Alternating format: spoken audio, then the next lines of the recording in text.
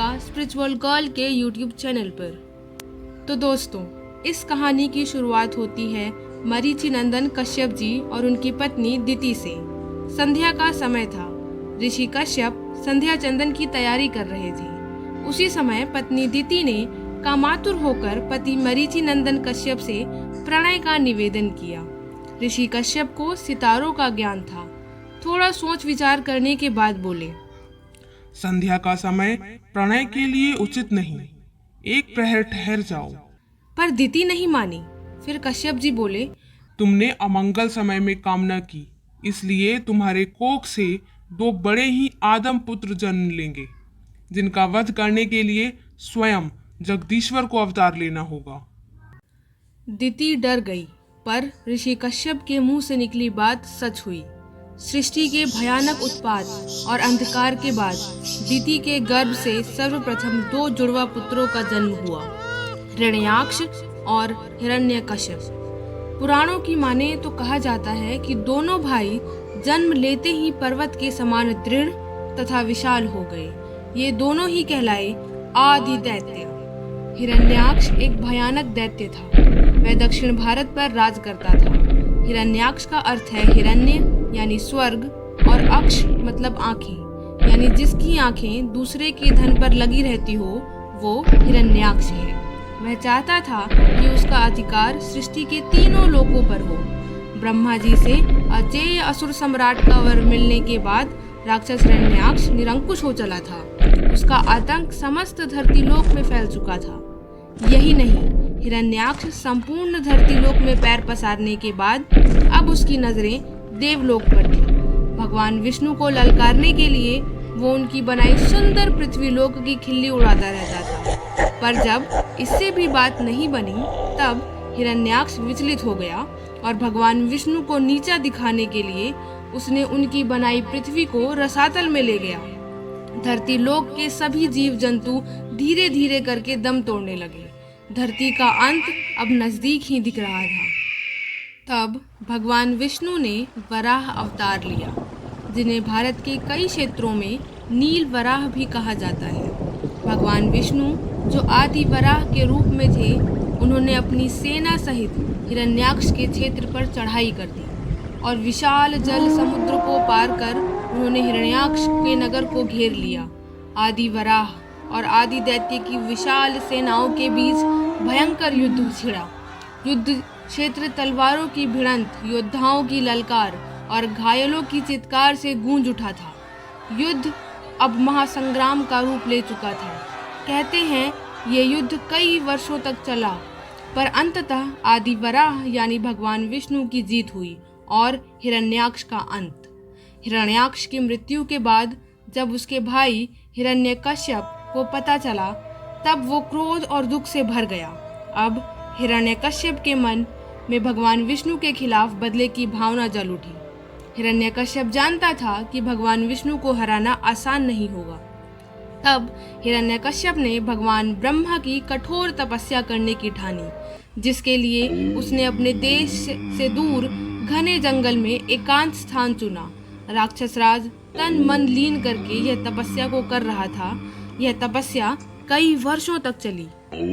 उधर दूसरी ओर उसके पीछे दैत्य नगरी का नेतृत्व करने वाला कोई शक्तिशाली दैत्य न था, जिसका लाभ उठाकर देवराज इंद्र ने देवताओं की सेना के साथ दैत्य नगरी पर आक्रमण कर दिया। दैत्य नगरी नेतृत्व विहीन होने के कारण जल्दी ही हार गई। देवताओं की विजय हुई। अब दैत्य नगरी पर भी देवताओं का शासन स्थापित हो चुका था। देव इंद्र ने हिरण्यकश्यप की पत्नी कयाधु, जो गर्भवती भी थी, को बंदी बना लिया और अपने साथ स्वर्ग लेकर जा रहे थे। देवताओं के ऋषि नारद मुनि हैं, जिन्हें देवर्षि भी कहा जाता है।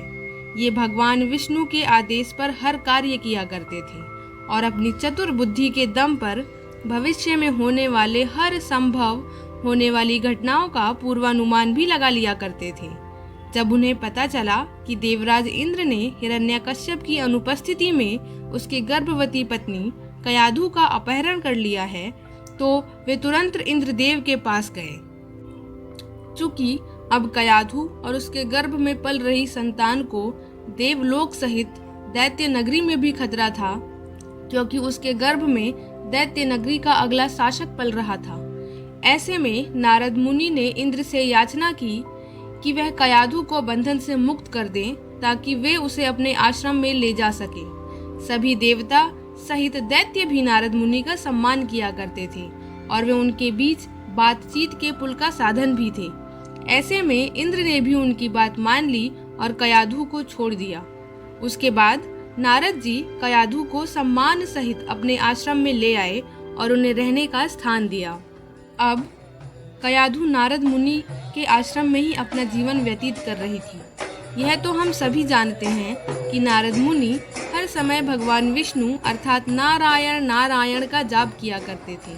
इतना ही नहीं, वे हर समय विष्णु की भक्ति में लीन रहते थे और उनसे जुड़ी कथाओं को सुनते और सुनाया करते थे। उनके आश्रम में हर समय भगवान विष्णु से जुड़ी कथाओं और भजनों का पाठ हुआ करता था।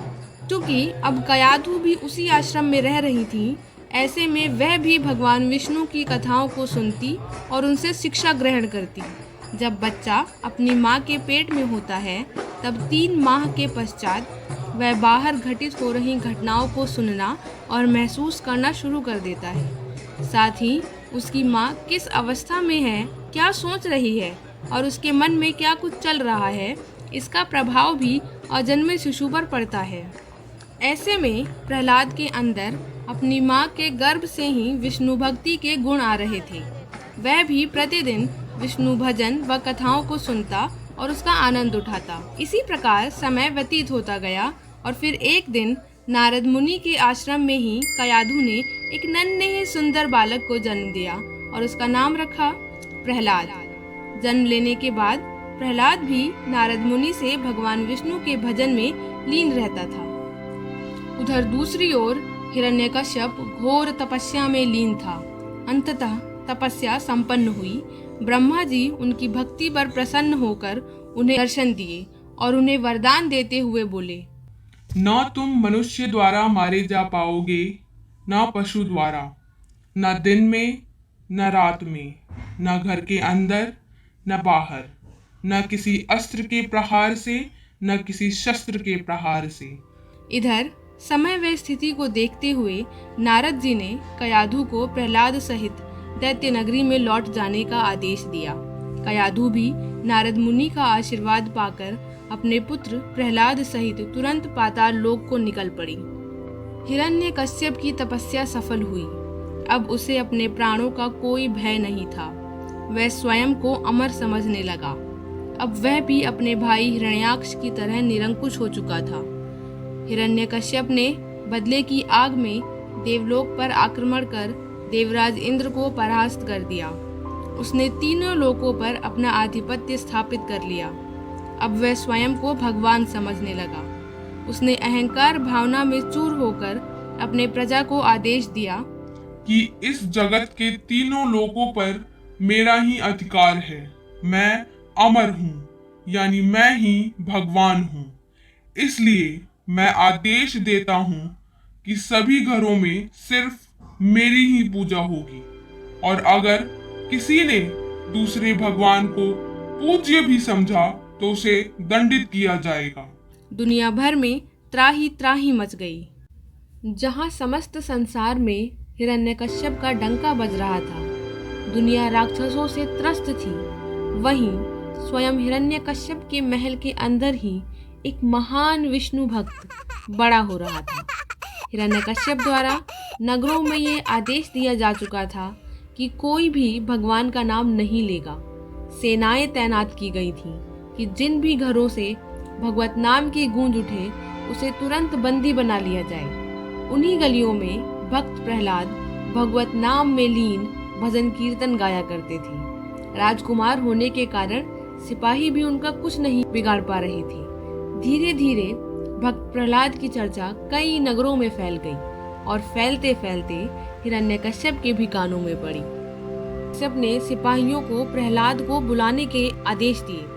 पुत्र प्रहलाद के आने पर पहले उन्होंने स्नेह से समझाने का प्रयास किया और बोला, पुत्र, मात्र ये लोक ही नहीं, अपितु तीनों लोकों का राजा मैं ही हूँ। देवलोक का क्षेत्र भी मेरा ही प्रसार है, अर्थात मैं ही राजा हूँ और मैं ही भगवान हूँ। इसलिए तुम मेरा ही नाम जप किया करो। भक्त प्रहलाद अपने पिता की अज्ञान बातों पर मंद मंद मुस्कुराए और बोले, नारायण नारायण। नारायण का नाम सुनकर हिरण्यकश्यप क्रोध से तिलमिला उठे। उन्होंने आग बबूला होकर प्रहलाद को चेतावनी दी। प्रहलाद, अगर तुमने अभी ही उस भगवान का नाम लेना बंद नहीं किया तो तुम्हें दंडित किया जाएगा। प्रहलाद के माथे पर डर के शिकन बिल्कुल न थे। वे फिर मुस्कुराए और बोले, नारायण नारायण। अब हिरण्यकश्यप के क्रोध की सीमा न थी। उन्होंने अपने सिपाहियों को आदेश देते हुए बोला, इस मूर्ख बालक को तुरंत ही एरज के डिकौली पर्वत से नीचे फेंक दिया जाए। आदेश का पालन हुआ और उन्हें नीचे फेंक दिया गया। इधर जब भगवान विष्णु ने देखा कि उनके परम भक्त प्रहलाद पर कष्ट आया है, तो उन्होंने तुरंत अपनी शक्तियों से ऐसा चमत्कार किया कि इतने ऊंचे पहाड़ से गिरने के बाद भी भक्त प्रहलाद का बाल भी बांका नहीं हुआ। रात्रि होते होते वो पहले के समान ही नारायण नाम जपते जपते महल में पहुंचे। अब तो प्रहलाद की ख्याति बढ़ने लगी। राज्य के अन्य क्षेत्रों में भी लोगों में भगवत नाम जपने की प्रेरणा मिली। अपने ही राज्य में बगावत होता देख हिरण्यकश्यप ने प्रहलाद के जीवन को हानि पहुंचाने के अनेक प्रयास किए, पर सभी विफल रहे। अब हिरण्यकश्यप ने अपनी बहन होलिका से मदद मांगी। होलिका को भगवान शंकर से वरदान प्राप्त था। उसे एक ऐसी चादर प्राप्त थी जिसे ओढ़ने पर अग्नि उसे जला नहीं सकती थी। होलिका उस चादर को ओढ़कर और प्रहलाद को अपनी गोदी में बैठाकर अग्नि में बैठ गई। अग्नि प्रज्वलित की गई, पर भक्त प्रहलाद के मुख पर अपने भगवान विष्णु पर अटूट विश्वास के कारण चिंता का कोई निशान न था। अग्नि प्रज्वलित की गई। भीड़ में घबराहट का शोर बढ़ गया, परंतु फिर एक चमत्कार हुआ। अचानक तेज हवा चलने लगी और अभी लोग कुछ समझ ही पाते तब तक वो चादर उड़कर प्रहलाद के ऊपर आ गई और होलिका देखते ही देखते तेज अग्नि में जलकर राख हो गई। भक्त प्रहलाद और समस्त भीड़ का भगवान विष्णु के ऊपर का विश्वास और भी प्रगाढ़ हो गया। अब तो हिरण्यकश्यप भी प्रहलाद की भक्ति से भयभीत रहने लगा। उसने आगे भी अनेक प्रयास किए, पर सभी में विफल रहा। उसका अत्याचार दिन प्रतिदिन बढ़ता ही जा रहा था और भगवान विष्णु अपने भक्त पर हो रहे लगातार अत्याचारों से अपने सब्र का बांध खोते जा रहे थे। एक दिन हिरण्यकश्यप ने बालक प्रहलाद से पूछा, इतना नारायण नारायण कहते फिरते हो, कभी देखा है अपने नारायण को? कहाँ है वो? इस पर बालक प्रहलाद बोले, वो तो अंतर्यामी है, सर्वत्र व्याप्त है। तो इस पर दैत्यराज बोला, कहाँ है? क्या खंबे में भी है तुम्हारा भगवान? हाँ। बालक प्रहलाद ने बोला। बालक प्रहलाद के ऐसे कहने की देर थी कि हिरण्यकश्यप ने खंभे पर मारना प्रारंभ कर दिया। अब भगवान विष्णु के सब्र का बांध टूट चुका था। इधर दैत्यराज ये बोलते बोलते कि कहाँ है तुम्हारा भगवान? कहाँ है तुम्हारा भगवान? कहते हुए लगातार खंभे पर चोट किए जा रहा था। तभी उस खंभे से भगवान नरसिंह दहाड़ते हुए बाहर निकले। भगवान नरसिंह यानी आधे नर और आधे सिंह। उन्होंने हिरण्यकश्यप को घर तथा घर के बाहर के बीच में ले गए, यानी न घर के अंदर न घर के बाहर। उन्होंने हिरण्यकश्यप को अपनी गोद में बैठाया, यानी न धरती में न आसमान में, और तेज नाखूनों से हिरण्यकश्यप के पेट को फाड़ डाला, यानी न अस्त्र से न ही शस्त्र से।